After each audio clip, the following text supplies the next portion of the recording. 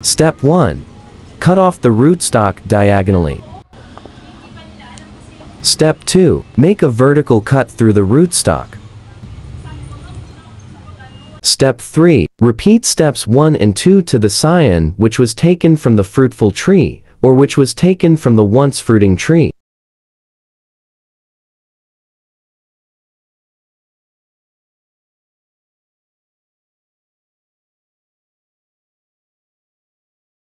Scion must have matured leaves to ensure you chose the right one.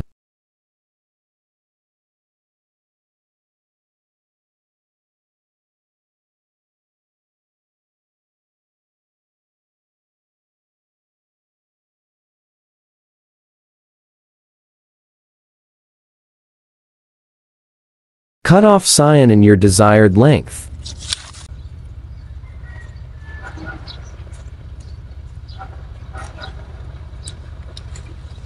Step 4. Paste scion to the rootstock and align cambium to cambium layer.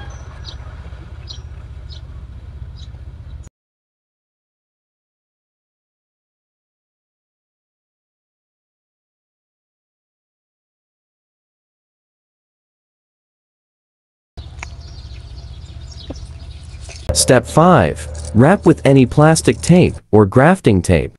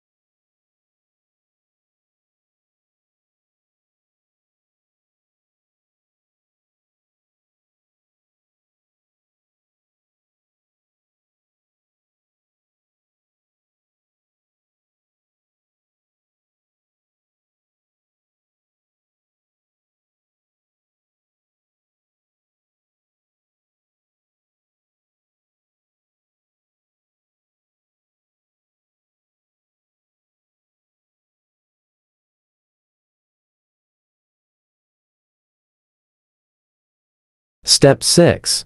Cover with any plastic materials to avoid dehydration and rain. Water in the joint will kill the scion. So, ayan na po.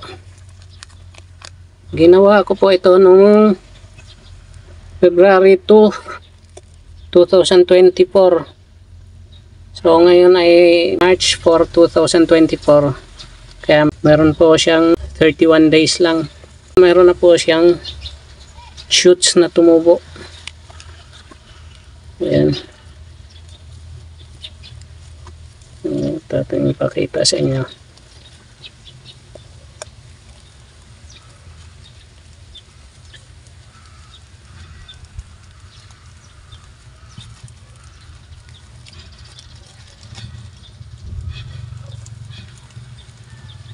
Ayan. Ito po ang tumubong shoots. Bale, dalawa po.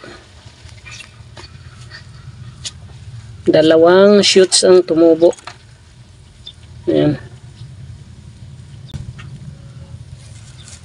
So, ito, meron pa isa, maliit pa nga lang. Ayan o. Kakalabas lang.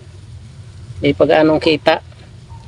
Noong February 29 ay nakitaan ko na po siya ng maliit na shoots na lumabas. Itong dalawang to lumabas na pero sobrang liliit pa. Kaya nilagyan ko nitong sanga ng mulberry. Dahil mahangin dito, masyadong mahangin. At dahil malutong ito ay malaki po ang tsansa na mabali sa kakahampas ng hangin dito sa plastic na to. Na siyang tatama dito sa ating bagong shoots na malutong pa. Kaya nilagyan ko po siya ng sanga ng mulberry para hindi po siya magagalaw nitong plastic na ito. So, ayan, sa loob ng 31 days, meron na po tayong grafted na kalamansi.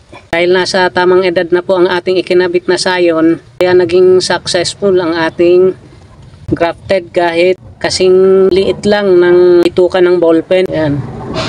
At ang katawan naman nitong ating rootstock ay mas malaki pa ang ballpen.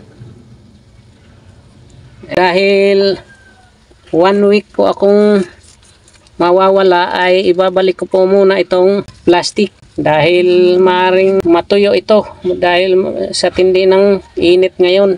Hindi ko madidiligan sa loob ng 1 linggo ito. Kaya eto, ibabalik ko yung plastic niya.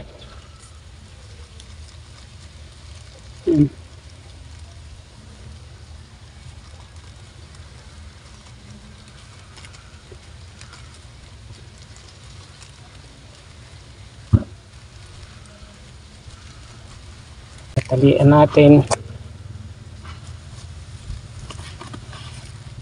para hindi siya ma-dehydrate sa loob ng 1 linggong walang dilig. Please subscribe to my channel for more videos like this. Thank you.